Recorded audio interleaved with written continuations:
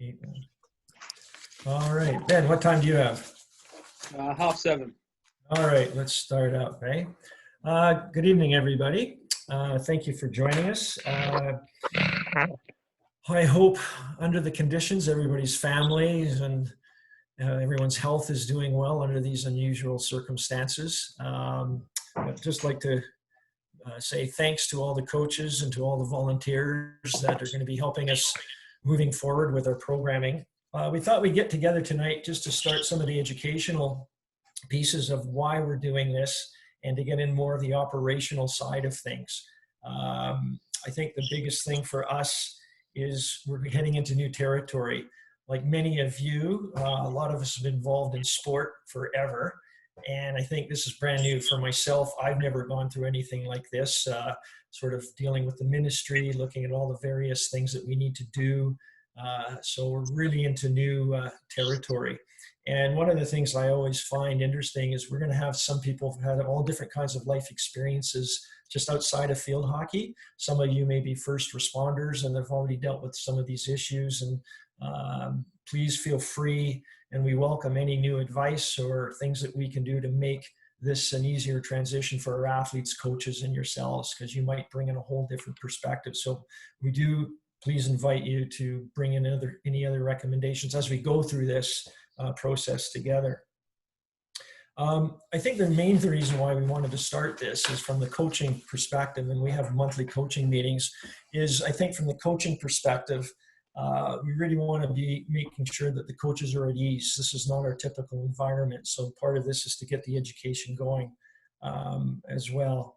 I think the intent of why we're doing this, and we did have a lot of discussion, should we even continue on finishing off the regional program? There were some real positives and a whole bunch of discussions, but the feeling was that in the best interest of the athletes, we want to view this finishing off the regional program really from a wellness perspective. We want to be celebrating just the return of hockey, getting back outdoors. There's also the social aspect. A lot of people have been pent up in their houses, so it is kind of nice to get out to start the collaboration with some of your friends and teammates as well. And for us, really, it's to finishing off the last 6 or 7 sessions. That was an important piece. The other piece is really on the safety for the coaches, safety for the athletes, and for you as the volunteers. So for us, those are the real important pieces here. We're not going to be looking at selections. We're not training for anything specific. This is really just to get an opportunity to work on some basic skills, but it's really the social aspect of it and the wellness that's important for us. Tonight, as I say, we're just going to focus in on the operational side. I'm going to kind of dive in, give a bit of an overview, and then I'm going to have Donna. She's going to talk a little bit sort of the documentation and how we need to do and what we need to do on that one. And then I'm going to have Krista. We had a discussion and discussion points on sort of the volume and training on intensity, because we don't want to have athletes get injured. And then we also want to talk a little bit about equipment. So we want to make it a little bit informal. So anytime Donna or Krista, if you guys want to jump in, that's great. We ask if everyone keep their mics muted just so we can minimize the background noises. But I think as we go, if there's some questions, please, we'll keep it informal. Just feel free to ask us a couple of questions. And if you need to sign off early, that's fine. We're going to be recording this, and we'll probably might have another one as well. Maybe just at that point, Krista, do you have any opening remarks, or Donna as well you'd like to add in? Any welcomes? Krista? No, thanks everybody for attending. It's great to see so many faces, especially I see a lot of Island parents, so thank you. And I'm looking forward to getting back on the pitch. Yeah. Donna, any welcomes this evening? Great volunteer turnout. Thank you guys all so much for being here, and we'll try not to take up too much of your time. Maybe we can go through the operational side first, and if there's any other coaching stuff that we need to go over after, maybe we can do that towards the end so that we're not taking too much time out of your evenings. But thank you all for joining. Sure. So maybe Donna, if you could help, or Ben, if there's any questions that come up, just flag it and stop me. Right now, do you have the slide presentation in front of you? Yep. Yep. Slide 9. Slide 9, right. So we're just going to kind of dive into the middle of it. So the original intention when we started this off was our sport was approached as a non-contact sport. So they're looking like soccer, field hockey was one of them. So when we put this together, it was really, the ministry was asking, how would you start the recreational sport going? This wasn't high performance. It was just getting club players and the recreational side of the sport going. So that was really the original intent of this document. And for us, we're kind of in new territories to say. Some of the clubs on the mainland have already started here, but sort of defining it, so being an organized sport, once we sort of put in for the permits, we need to follow the ministry guidelines. And that's the most important piece for us. When we head off into it, basically the first piece is we're gonna have to require some pre-activity health screening. And if everyone's had a chance to read that, that's great. But sort of the bottom line is, like in most businesses as well, if anybody's exhibiting any of the symptoms, for example, if they have the COVID-19 symptoms, common colds, influenza symptoms, or any other kind of infectious respiratory disease, please let them stay at home. Nobody's forcing you. Nobody's forcing the athletes. This is totally a volunteer program. So we can dive into that a little bit more when we get into the documentation piece. But we just want to emphasize that this is a volunteer program. There's not going to be an impact on selections. There's no pressure for that at all. So that's for us is the most important thing. The other area that you may want to look at is a reminder to view the public health guidelines. I think everyone's heard this a lot on the news, hand hygiene, coughing and sneezing etiquette, sharing of items and equipment, staying at home when you're not well, and minimizing physical contact. I think everyone has heard this, and now it's time to start to execute it. And there's also a link down there for some further information. Donna's going to talk a little bit about the documentation and the completion of it. But basically, as it says here in the slides, it's the responsibility of all adult participants and the responsibility of all parents or guardians responsible for those under the age of 19 to complete the COVID-19 absentation forms. So we require this ahead of every individual activity session, and it's also required on all the appropriate signatures. Donna, I don't know, do we want to go through some of that now? I can pull up the actual form here. Do you want to go over that? Oh, your mute's there. Yeah, I can do that now. Okay, and do you want me to pull up the actual form? Yeah, that would be great if you don't mind. Okay, yeah. Go ahead, I have to stop this one.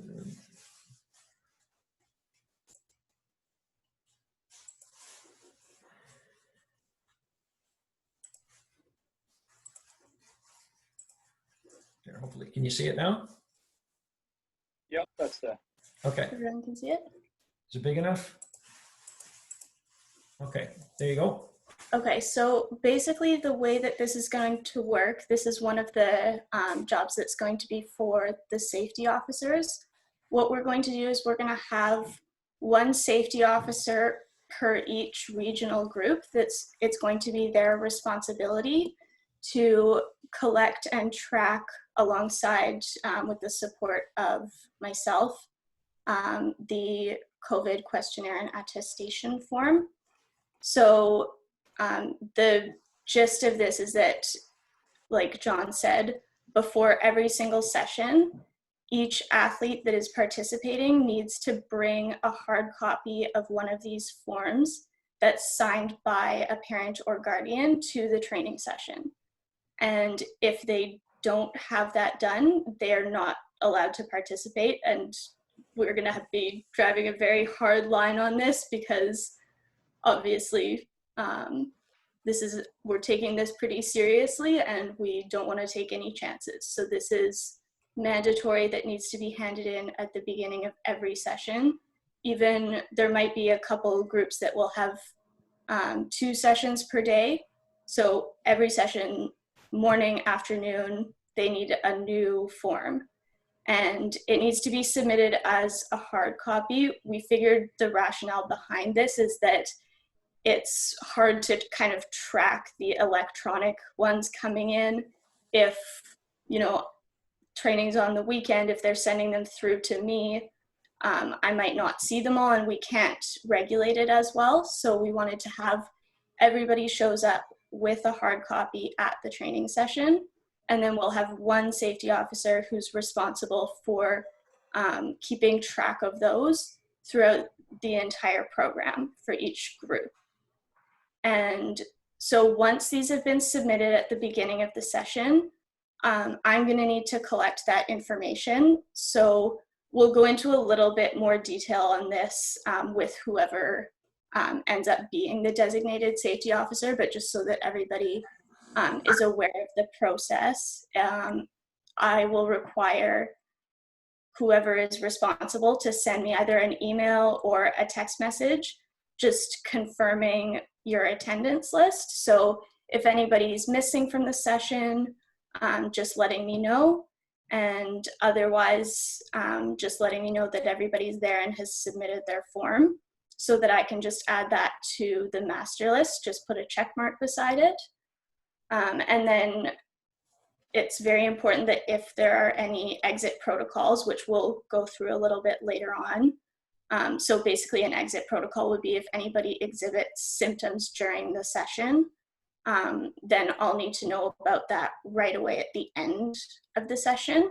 And we'll go into the details around what the exit protocol entails in a little bit.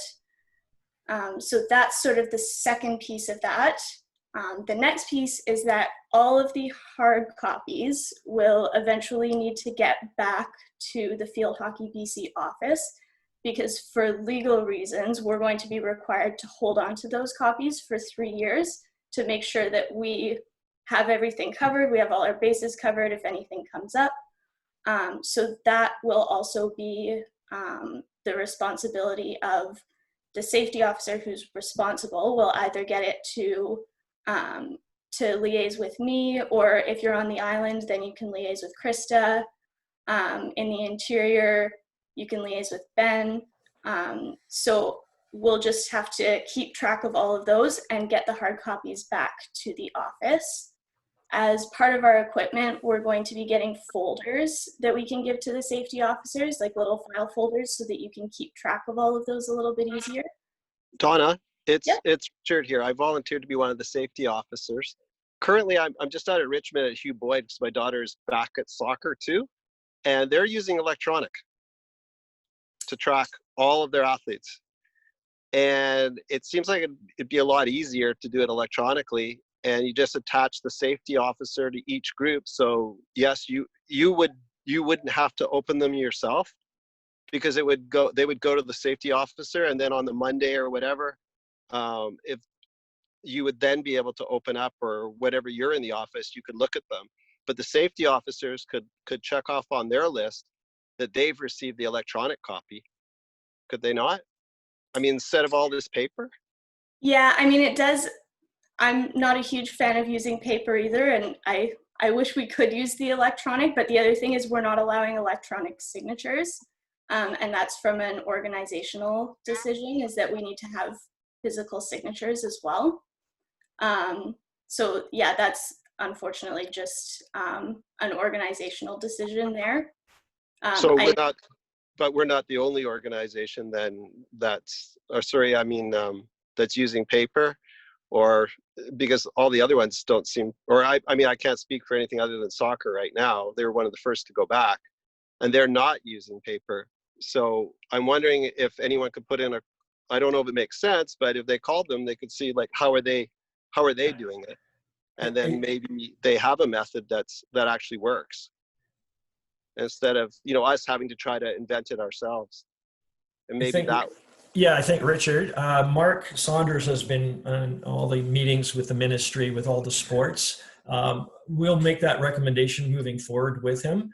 But right now, the direction we've been given is, I know it's onerous, but it's the written sign off from the actual piece is the important piece. I'm not sure how soccer goes around it, but we'll be happy to pass that forward recommendation. Yeah, I mean, I'm not saying let's not do that, like to go for today to get it rolling. Obviously, paper is a lot quicker than trying to do electronic forms, but perhaps in the fall, if we're still doing this by September, we don't want to be having to store away. I mean, that's a lot of forms and a lot of paper to store. I think we did bring that up internally, but we thank you, and please continue on. If you can give us, hey, let us know how it's working. If you're talking to someone there on the field, let us know how is it actually functioning. But we'll be happy to bring that one forward. Yeah, well, yeah, because obviously they've just started doing it. So Richmond Soccer is doing it, and Fusion is doing it in conjunction. So those are the organizations, Richmond Girls Soccer and Fusion Club. If that helps any. Yeah. And anyway, Sorry. now I'll just mute myself now. Okay. Sorry, Donna, go ahead. No, thanks for bringing up that point. And I mean, I think you're right, in the long run, it is definitely not environmentally friendly to be using all that paper. So I think it is something that we'll look into. But for right now, that's the process as it stands. And I think that's pretty much everything I had to cover with the waiver. The only other thing I wanted to say is any safety officers, like I mentioned, we'll be designating one per each group in the regional squads. So if anyone on the call wants to volunteer to be the designated safety officer that handles that within their group, please feel free to send me an email and let me know. And I can stop there if there are any questions about that, and if not, I'll pass it back to John. All right. So a few more may jump up as you go. This is quite informal. So sort of getting into the operational side of it. So the park field, the management site. So typically, the coaches usually have this in place. You're looking at the park access plan. You're looking at the field plan and the safety zones. So we have to keep in mind that in some municipalities, this may vary, but we have to anticipate no access to change room facilities, washroom facility access where only provisions applied. So each municipality might be a little bit different. The field access plan, no access to field infrastructure, team benches, technical areas. What that's saying is we don't want to have the athletes going into confined spaces. This is a lot of common sense. Same thing, no access to spectator seating. So we want to keep everybody away. I know out in my area, they have actually some signage around the perimeter fencing to all the parents, please stand back from the perimeter fencing 10 feet. So whether people are following it or not, but we are responsible for the site, being field hockey. On that note, part of the presentation that went to the ministry was, for example, parking access and vehicle parking lot management. So they were looking at, well, how are you going to handle the spectators and the athletes being dropped off? And so here's an example that you need to think a little bit about. So if you have a designated drop-off area, where are the kids going to be picked up? So in each one, it's going to be a little bit different. So you need to put some thought together with the coaches on how you're going to handle that. So for example, if a car comes in, they can drop off the athletes into this area here, they circle around, and then they can leave the venue. So again, we're trying to minimize the social distancing. So basically, in some areas and some parks, I'm not sure how it works, and you're going to have to kind of adjust to that. There may be parking and there may not be parking. And then looking, of course, with some of the public sector as well. So that can be a bit of a challenge. But we just wanted to flag on how athletes are being dropped off, and we want to make sure that when kids are getting dropped off, we might want to have a safety officer that's there. We can start to say, okay, let's get you heading down so you can start to do the registration. But you need to put a little bit of thought onto the parking and delivery of the athletes. Same thing when you're entering the field. So for example here, as the athletes get dropped off, you want to do a bit of planning and have a designated entry area and a designated exiting area. So as we're doing multiple sessions, just like if you're going into a store, it depends where you're going to be doing maybe your registration. You could maybe set up a table or have something here where the athletes show up one at a time. Again, I'm going to use my experience watching what soccer did out here. They had a table here with the forms ready to be collected, and they put a bunch of tape marks down, every 6 feet, and the kids all lined up, and then they came in, did the documentation, etc. And then one at a time, They went here, they had another volunteer there just to make sure the kids are all spread apart and they're not all sitting together in the bleachers. When the coach is ready and this group is exited, they can then be brought in an orderly manner onto the pitch, and these athletes then can be exited out, making sure that we're not having big huddles and sort of like traffic control. So that's the biggest thing that you're going to have to sort of adjust with each particular facility, but that's the concept. And recognizing that, sorry, Krista, yeah, go ahead. I was just going to interject. So these facility access plans will be done for each facility. It's not something that the coaches or the safety officers have to complete. So these have already been completed for every facility that's going to be used for regional training. Yeah, thank you. However, reality is going to be you're going to have public people and all kinds of things are happening. So that will be handed out to you as well. And as you can see, team benches, technical areas, stands will be closed. Actually, it got brought up today that there was an appeared group of athletes all sitting together. Now that could be maybe a public group or whatever. So we're just going to have to do our best and just be aware of sort of the surrounding areas. The participants' personal safety piece. So we just want to make sure some of this is no-brainers, but we want to put it out there for all the athletes and coaches. Obviously come dressed, ready to play, sticks, shin pads, mouth guards, running shoes, turf boots, all equipment such as gloves, masks are also permitted, because you're not going to have access into the change rooms and washrooms. So they need to be ready to go. Bring your own water bottle. Make sure there's enough to last the duration of the activity. Even during regular times, kids are forgetting water bottles, so it's just good habit. Washroom accesses will be limited to emergencies unless washroom access is for cleaning consistently monitored. So that's something that's going to be, again, a bit of a challenge. The coaches and safety officers will designate where each athlete would place their personal belongings. We'll show you a field plan on that. And again, when athletes take the field, they got to maintain their social distancing. So we just don't want everyone throwing everything into the dugouts. You need to maybe put it along the fence line every 6 meters. Again, use designated entrance and exits following the drop-off and pickup protocols. Only athletes and coaches and safety officers are allowed within the perimeter of the field of play. Spectators, regrettably, are not welcome for phase 1 implementation. And that could be a bit of a challenge in some areas where the public may want to stand around and watch. So if you can politely just ask them to make sure that they're standing back, and we don't want to have spectators all mulling around the fence area. Not that it typically happens in our practices, but we just need to be aware of that. And please be aware that parking lots will be used for drop off and pick off only. Parking is only permitted for coaches and safety officers. Again, I think that's going to be a bit of a challenge, as that some parking lots are of public interest. But if we can do our best to try to manage that, I think that would help the situation. So the checklists. So this is for head coaches and designated leaders, safety officers, and the athletes. So for the coaches on the line, on-site prep meeting. So we'd like the coaches to conduct an on-site planning meeting prior to the arrival of the athletes, involving all coaches and safety officers that will be participating in the session. That's basically standing operating procedures for most head coaches, where the coach would show up half an hour early, probably meet with their assistant coaches. If they haven't done it prior to that, maybe go over the practice plan, what the objectives are.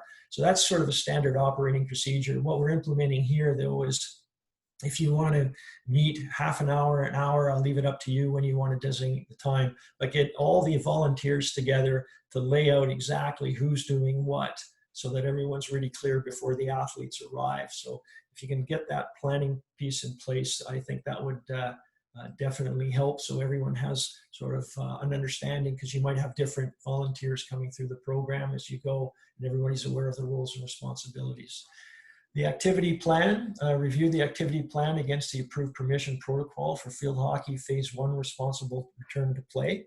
So again, make sure everybody is familiar of what needs to be done. This is an interesting one, a designated person. So assign a coach or safety officer to be designated first point of contact This designated person is responsible for the overall site management for tracking of attendance and a 10-day minimum isolation period as appropriate. The reason why we put that one in is somebody might get approached, maybe from the municipality or who knows what, but they just want to make sure that we have somebody in charge of the site. And ideally, we feel if it was maybe someone from a volunteer, one of the parents could do that role. We'd like the coach to focus in on the actual practice and maintaining everything. That way, if there is any particular problems or issues that need to be addressed, we'd like the volunteer to make sure that they're the oversight of that particular site. Secure confined spaces, ensure all benches and TD areas are taped off, no entry to avoid confined spaces. Again, you can just put some no entry tape into those areas. Athlete equipment and assignments, ensure athlete equipment areas are set up for each athlete and assigned to a spot 2 meters or more from other areas. So again, we'll show you a field plan on that one. The drill layout markers indicating location for athletes for drill stations using recommended flat or spot markers. The reason why we're bringing in the flat or spot markers is the idea was, well, having done a lot of practices, how many cones get out of place. This way, if they're flat, the ball would roll off it, as opposed to the cones where someone then has to pick up the cone and put it in its space. So the idea is this way you wouldn't have to handle the cones during all the sessions. So those are going to be part of the equipment package. Regarding the balls, make sure that obviously every area stations use the appropriate stick when you're trying to minimize. Let's not use our hands. I think most coaches and athletes use their hockey stick. But again, we just wanted to make sure it was pretty clear. This is a new area for the coaches and volunteers, collection and cleaning of the equipment. All balls and cones and markers to be collected and put into a 5-gallon pail of soap and water, or can be sprayed down with soap and water in a designated area. Let stand for 5 minutes before using again or packing up of equipment. Using gloves are recommended. So that's going to be something that's new for everybody. I typically don't do that at the end of my sessions, but the idea of the pail would be, in some cases, you might need to fill it up half with water and dishwasher soap before you arrive. But at the end, getting all the balls in there, putting the lid on it, you can shake it up and then either remove the soap and water, or you can carry it back home to your car, and empty it, back when you get back at home. So that's a little bit of a John, new area. just a note on that. I think we actually changed that, so it's going to be coolers instead of pails, so they're a little bit easier to transport, and they have the plug in the bottom so that you can drain them out of the bottom, and then we can reuse the coolers afterwards. Perfect. Just a note there. Yeah, no, please jump in. The recommended transportation, you answered that next piece here. The recommended having a lid for the pail, well, as long as there's a lid, because I know myself, you don't want to get that stuff all over your car or however you're transporting it. First aid, in the event first aid's to be administered, all persons attending to the athlete must put on both a mask and gloves. That's to protect you and the athlete. So in the event of first aid, please make sure that you do put all that equipment. And that's going to be part of the equipment piece. I'm going to go through a couple more of the checklists, and we'll take a break, and then we'll open up for some questions. Donna, maybe you want to jump in here. I'll quickly roll through it, but the safety officer's checklist, planning meeting, all safety officers to attend the head coach's planning meeting prior to the athlete's arrival to facilities. The social distancing. So the key function of the safety officers is to maintain the facility and training environment so that athletes and coaches and parents are all adhering to social requirements. So I know the coaches will be focusing on the athletes. Your job is just to keep hovering around, reminding the kids and the athletes, if you see them all heading over, you're kind of that extra set of eyes that we need. And that's an important piece, because I know people are out watching in different municipalities. Some people may be taking out cameras and all kinds of things. So it's really the optics that we're doing our diligence. And at the end of the day, it's to protect the athletes and coaches and everybody. So this is really, for us, is the biggest help that you're going to be helping us with. We are going to be providing high vests or high visible jackets or vests, all safety officers to wear a high visible vest or jacket at all times in order they're easily recognized when arriving at the facility and or during the training sessions on the pitch. So again, from an optics point of view, from the general public, they see that we're organized and structured. And more importantly, it would indicate for the athletes and maybe some parents that might have some questions, who they can go to. The facility entry protocol, we kind of touched based on that. We'd like the safety officers to monitor the participants' arrival at the facility and direct the participants to the entry point. And the same thing while maintaining social distancing. During training and activities, when all the participants stepped onto the designated playing field, they're to monitor the warm-up, drills, water breaks, just constantly monitoring that social distancing. Same thing on the exiting protocol. At the end of the sessions, you could have one or two maybe up in the parking lot waving the kids on, a couple maybe at the gate, making sure that as they're exiting, they're not all grabbing their water bottles and then all kind of all heading towards the same exiting, and they're all going out of the exit like they typically do. Make sure they're going out one at a time. The athlete checklist is pretty basic, and hopefully they're already in tune with this social distancing for the athletes at all times. An athlete is responsible for following social distancing, at least 2 meters away. This includes or not limited exiting the facilities and during the organized event. I think you start to see a theme here. Personal equipment. Yeah, this is a big one. No sharing, particularly like water bottles, of personal equipment, sticks, gloves, shin pads, mouth guards, or clothing. They can't be doing that. That's basic hygiene, and they shouldn't be doing that on a regular basis anyway. And obviously public health, following appropriate public health guidelines when coughing, sneezing, and spitting, sort of common sense. But maybe we'll just take a quick break at that point, open it up for some questions, and Krista and Donna, after we go through this, we'll start to talk about the actual daily training environment of the training sessions. So maybe we'll open it up for questions, or Donna, Krista, anything else you'd like to add in? Yeah, I have a question, John. Sure. On that checklist, the blue one, I don't remember which one it was. I'll go back for it. Yeah, go ahead. Yeah, it mentioned there a 10-day isolation period. Can you expand on what that is? Who has to isolate for 10 days? Is that the safety officer, or what is that about? The blue one? Yeah, and number 3, the designated person, Oh, well, what will end up, 10-day isolation. yeah, that's obviously if someone is designated as sick, right? Like, then that's a whole other protocol. Oh, so that's if an gonna, athlete at one point had said in their attestation that they were sick, then they have to just have an isolation. yeah, then that automatically kicks into the standard public health Yeah, piece. okay, thank you. Yeah, yeah.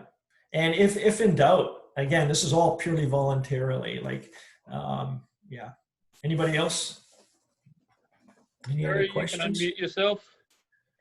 Yeah, I just have a question. I was hoping, I just have a request actually, sorry. Donna, if you're able to please send out just the names through email of all the volunteers for the island area, just so that we can kind of get in contact and I guess kind of start our own conversation, just to make sure we're all on the same page before our training starts next week. That would be really helpful.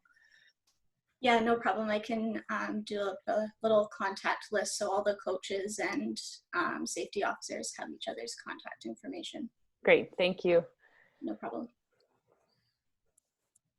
Richard, just in response to your comment, need to ensure defenders have their own masks for short corners. I don't think that we're going to be doing competitive play as yet. So corners at the moment in this phase of our return to play currently isn't something that we're going to be planning for unless we've had any changes there, John. No, yeah, we're going to head into that daily training environment. You know, all this is we actually don't like to coach this way. We try to avoid running cone to cone to cone to cone, but we're going right back to like when we were all 10 years old and just doing fundamentals. This is, we're not going to be tackling or anything like that. So yeah, it's a good question. All right, I'll move forward on. Sorry, John, just to interrupt. Please do, So Duncan parents who are on the line who start on Tuesday morning, there is a facility access plan that has been done that Raheem has. So perhaps Donna, when you send Perry the contact list, if you could include the facility access plan so they can see how athletes will enter and exit. It's not really anything new, you guys. We do have it. Yeah, I actually Okay, sent it out perfect. to all of the athletes, so everybody should have that. Okay, perfect. Okay.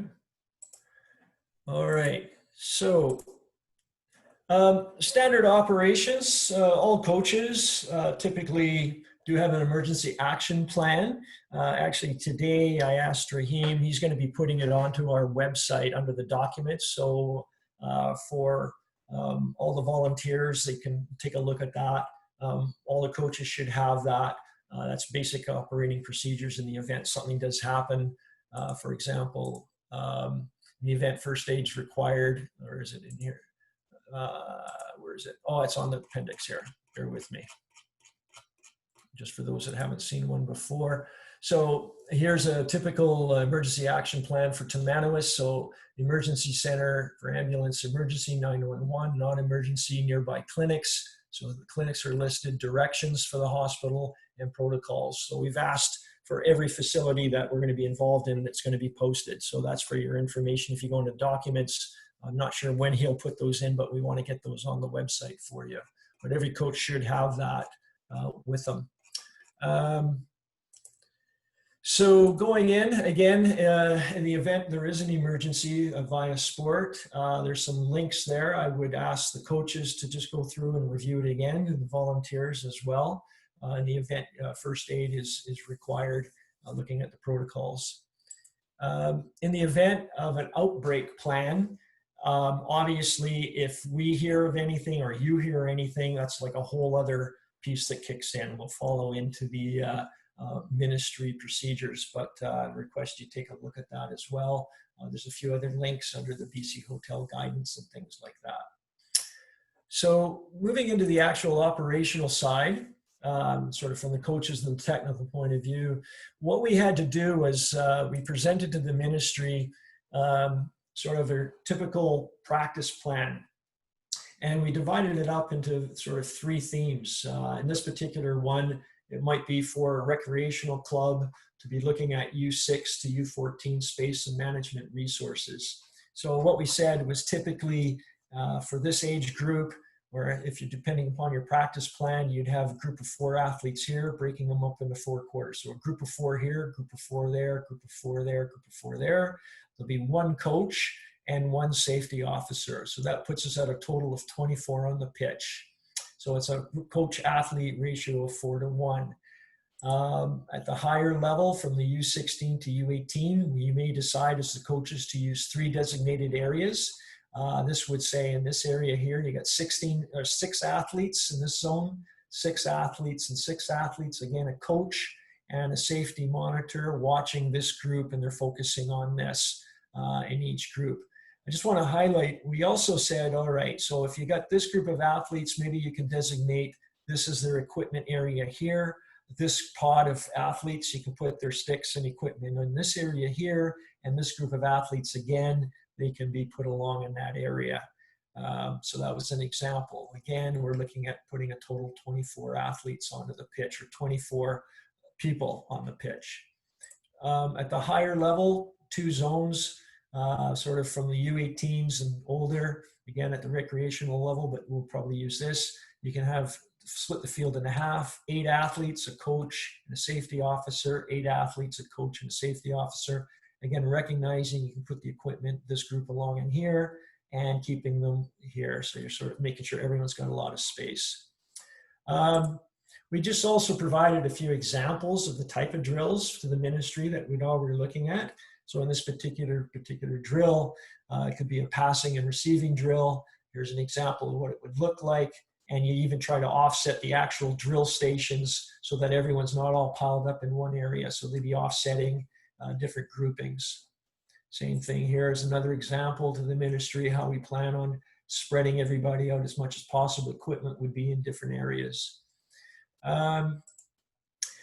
Again, I know it seems easy, but we could even put some cones just to actually show the kids, take 3 big strides, or if you want to use 3 sticks, we did that for the ministry because our stick length is pretty good.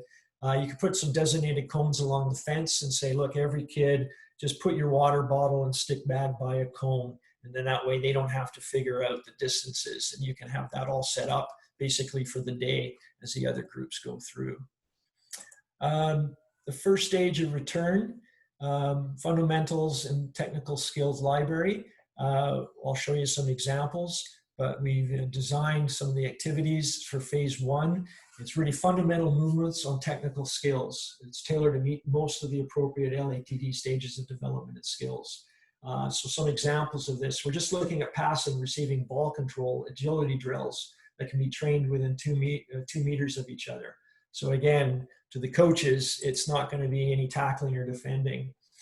A typical training plan, and I'm going to have Krista kick in a minute here. Even though we've put in maybe a 2-hour block or whatever Donna can get us, because turf's difficult to get, a good half hour of it is just going to be the orientation and getting the athletes in and through the system.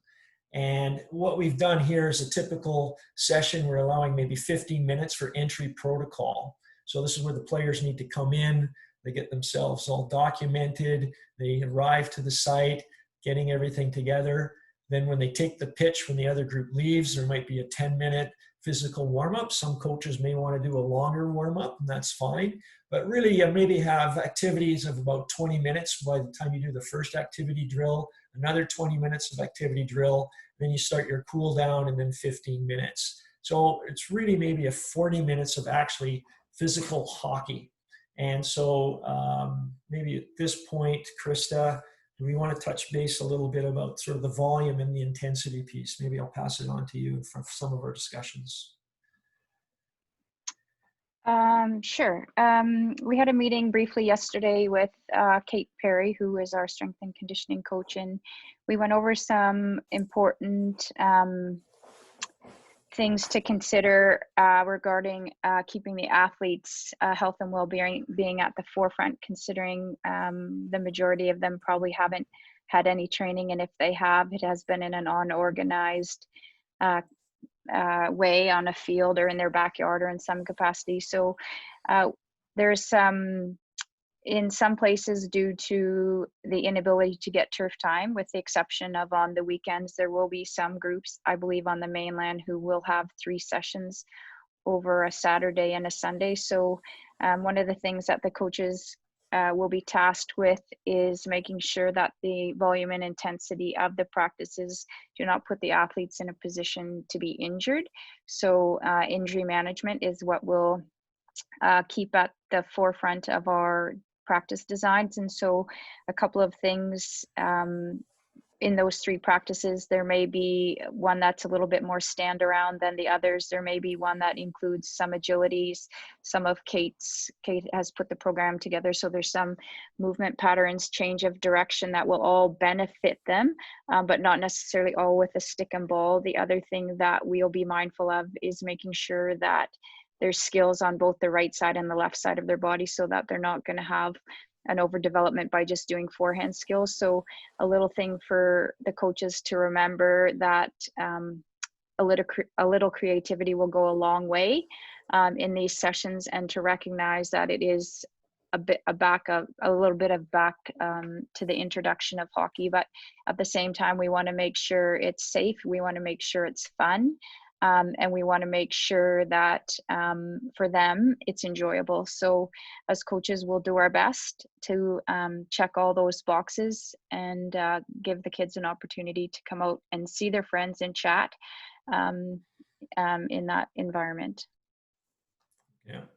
I think to emphasize that, and for the coaches online, when you finally get the schedule, when Donna's trying to come up with some magic stuff, take a look at that, and let's, I already got Kate on board. Let's set up a specific Zoom meeting with myself and Kate. Maybe Krista wants to join us, and we'll take a look at the practice plans, and we'll make sure with you if you don't feel quite comfortable, and what we can provide some ideas for you. So we'll get together specifically to look at those pinch points, because there only may be 1 or 2 based on your schedule. All right. We're almost kind of getting through the bulk of it, then we'll open it up. So really the big piece, obviously, the activity plan is obviously social distancing. So whenever your coaches are setting up your stations, even when they're waiting in line, make sure you can put cones or however you want to do it, but just making sure that at all times you got that social distancing. And really, the practice plans, it's really about passing skills, receiving ball controls, fundamental movements. And we also provided to all the coaches and to the ministry, we put together some basic practice plans. There's probably, I don't know how many here, I won't go through them all, but you can see what we've done is given the details, and also have included in here again, when you're setting up this particular drill, the coaches need to be conscious, like sort of making sure that they're altering different areas, trying to get as much space as possible.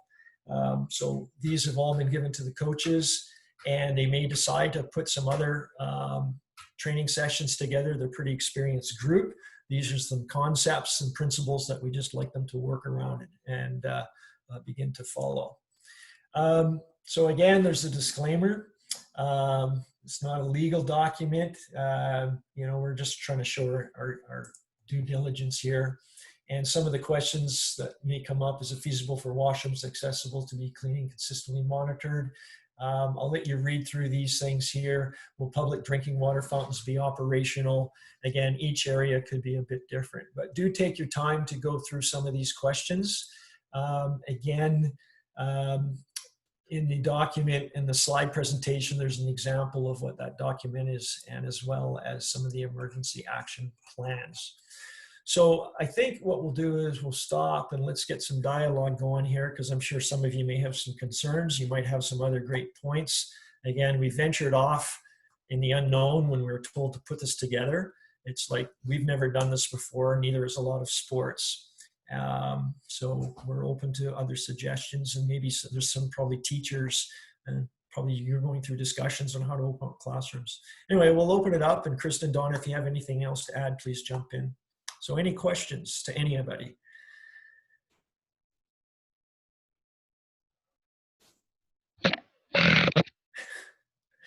Oh, anybody? We're okay? Please jump in. Yeah. Hi. John, hi.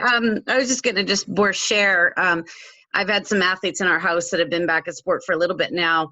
And I would say that it's hard that first day they go back. And it's not that they're super excited and they can't wait to get on the field. But there's all these new protocols and there's all this new signage. And mom and dad have probably warned them 12 ways from Sunday about, don't pay your extra water bottle and don't hug your friend. And I know you love your friend, but you can't hug your friend. And so they do come in quite tense that first day or two. But I would say after that, they really pick up the new protocols really quickly. And I've just seen for my kids, like huge mood lifts when they get back out there. So like, it's not really about high performance right now. It's just about like giving them that opportunity to be in their happy place again. So thank you to everybody who's helped put this together, and thank you to all the coaches, because like our kids need you right now. So that's awesome. Well, I'll speak for myself. I need the players. I miss being out there. It's wellness for me. I'm so tired of just sitting in here doing Zoom meetings all the time. So it's going to be good for everybody. You know what? And I'm glad that in the ones that are already doing other sports, they'll probably tell us how to be doing it, because I've never gone through this protocol as a coach before. So thank you for the input and sharing. Anyone else? Yeah, I just want to kind of tag on to that too. I really appreciate that you started with kind of the wellness perspective in this all. And I'm kind of like hoping they're going to change the social distancing to like just physical distancing, because I think the social part of it is so important still, yet we're, but it's just, we're just staying a little bit away from each other, but we're still being social. So I think that's so important for these kids right now. So thank you for, focusing on that. All right. Very good. John, I have maybe a request or a suggestion or something. It would be nice for me, for sure. I know some groups go back earlier than other groups, just to have a coach's touch in on what worked, what didn't work, what drills went over well, what kind of activities did you do on the field, so that we can share amongst the coaches group, and just make sure that the athletes on the field are getting a good benefit, but also having fun and aren't too anxious. And I'd be really curious to see that first group, how it goes, and some feedback from that, so that to help with planning in future sessions.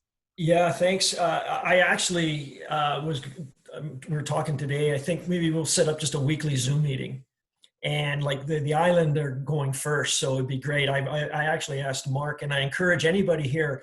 West Van have already started their training. Like a lot of the clubs, because they're in a different situation, I think because they got to look at revenue, right? They got to get the revenue stream going, and it's a business model. We're not a business model, but I encourage you to go and go. I'm probably going to go watch the Hawks have started some of their sessions, West Van, so you can go and observe and see how they're doing. I've even gone up to just go to your local soccer pitch and you can see how it's going. But Jen, yeah, it's a good point. I'll set up a weekly meeting and lessons learned, what went well, and we can improve efficiencies for sure. Good point. Do you have a recommended day and time? Because I can never pick one. Thursdays? No, I think that's an impossible ask. Everyone's zoomed out, John. I know. We'll do our best, but I think it's a good idea to get the ball rolling, and it's a support group, so we'll try to find a time for that. Good point. So John, maybe they could just do a chat group. Yeah, that's a good idea too, Krista. Sure. Okay. Anyone else? Can I just ask, do we just trust that then the coaches in the given area where our kids are going to be playing, they'll reach out to us, so we might just have sort of one session just to go over everything so that we're really ready to go as a group, with the expectations that will be expected to how to play out? Like we'll have. So John, I'll jump in here. Lisa is from Victoria. So the Duncan group is going to start on Tuesday. In Victoria, we're still waiting for some risk management stuff to come down through UVic. So I think Donna may be sending out an email. So Victoria's training will not start until at least middle of August at the earliest. So prior to that, my goal would be to meet with all volunteer safety officers ahead of time prior to those sessions beginning. So we're looking to run in Victoria more of a camp style, in a sense that U15s will go, U15s on the island have to be broken into a couple of groups, but most likely they'll go in the morning and U18s in the afternoon. That's the plan. But I will reach out to each of you on this call for sure and get the list from Donna. And by all means, we'll be educated before we step on the turf. Perfect. Thank you. Great. Sure. On the mainland, I think it's a case of the coaches getting together with the volunteers. I think, Donna, you're still working on compiling a bit of a list, and we'll work together with the coaches with that. That's why we're trying to do get as much as this ahead of time so that everybody can read it and be familiar with it. And that's why specifically we want to have the coaches and the volunteers meet at a designated time well before the practice even starts, so that everybody's comfortable with it. And if there are any anxieties, everybody can kind of address it. And there will be. I mean, this is not your normal procedure, for the coach and for anyone else. So, yeah. Good questions. It's Stacy Shalou. I'm with Mainland, and I'm in West Vancouver. I have a question. The practices, are they all going to be an hour and a half? Because often it's at Timanowis. It takes us an hour to get there for the little bit of play. Like it just is, there's a lot of time invested to even get to the field. And I know people are in the same situation. I know West Van, when they're running their practice sessions, hours right now, because they understand that it takes the 15 minutes to get kind of set up, 15 minutes to exit. And so they're calculating that in so that they can then have more time on the field, since it's so labor intensive to get everyone on the field. I just don't know if is an hour and a half only what is allowed in this type of level of sport. I just don't know, but I know it was great to have the longer sessions because we're coming for quite a ways and we're always commuting into these things. And I just thought I would ask. So Stacy, we are having 2-hour time blocks. So that was more the 1.5 that's shown in the return to play guidelines is just a recommendation or an example. So we will be working with 2-hour time blocks. So you've got that half hour that will be entry and exit protocols. So it'll be an 1.5 hours of play, but we will just be sort of incorporating in, you know, breaks here and there just from an athlete wellness perspective to make sure that we're not pushing them too hard, too fast, if that makes sense. Nope, that's perfect. So just thought I would ask. Thank you. Question. Yeah, the coaches like to keep them out there for hours and hours and hours. We can never get enough time. Yeah, no, it's an important point. And again, thank you for that. Again, as Donna already said, this was designed for the recreational clubs just to get the sport going. I mean, some sports weren't even offered to put a presentation forward, so we were pretty good. So hockey's doing something well. Anyone else? Everyone's comfortable with... John, just one from me. I'm sure on that, Stacey, that once the coaches and athletes become comfortable with the protocols, it will take less and less time to maintain them. So then we can add a little bit more time as those individual coaches to drills and things like that on field, rather than making sure that kids aren't breaking the social distancing, that they're not licking doorknobs and things like that. So, yeah.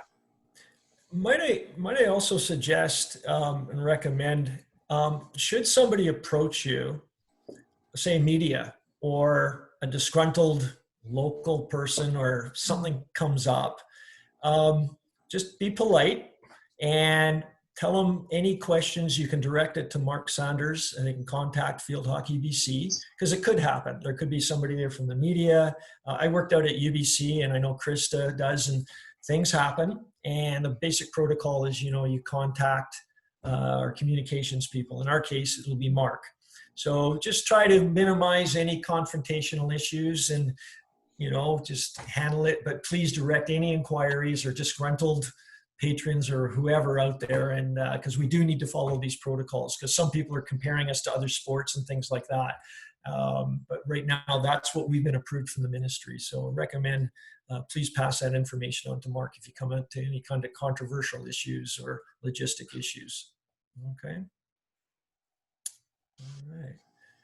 We happy with the documentation piece? I think that's kind of the newest one, and the logistics of collecting all the documents and getting them all through the process. I think that was kind of the big piece from the volunteers' point of view. Everyone happy and comfortable with that? John, just a suggestion for the safety officers. I'm assuming there would be some blank copies available at the field. No? Or like if the parents are there, can they not sign it at the field? Yeah, that's a good idea. We should do that. Thanks for the suggestion. Donna, who's going to be responsible for those? Right? Because that's what happens with the waivers. They forget the waivers, and then so the intent the lead safety officer to just have a few copies on them, and or keep them in that folder. So if the safety officer switches. I just want to share with you some of the list of equipment that we were talking about that the coaches, that was one other thing. Thank you. Yeah. So for the coaches, if you guys could contact Rahim directly, make arrangements on how you want to get this equipment. You can go to the office and pick it up, or you could maybe coordinate something with him to get it dropped off. And where would you like it dropped off, or do you want to meet someplace? So please contact Rahim directly.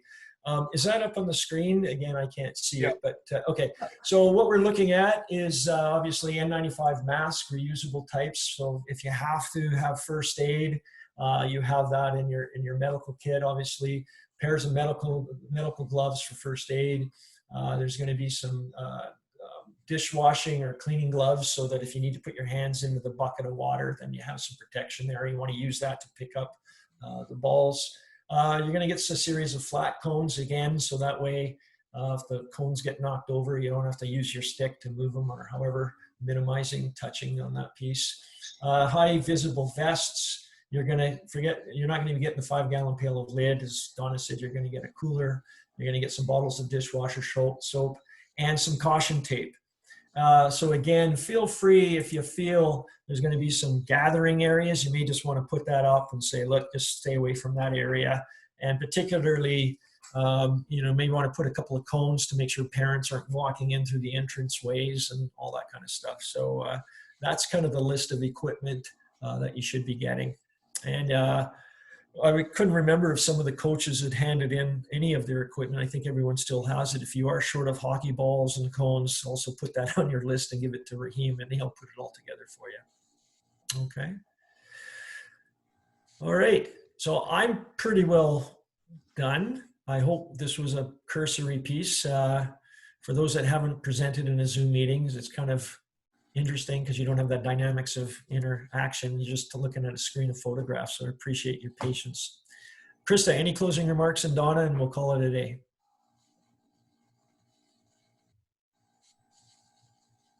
No, I think Krista's frozen. Donna, Thank you everybody for joining us. I really appreciate everybody being on the call, and please feel free to reach out with any questions or concerns you have. And most of us have a little bit of time before we start up. So we'll be in touch soon with more details.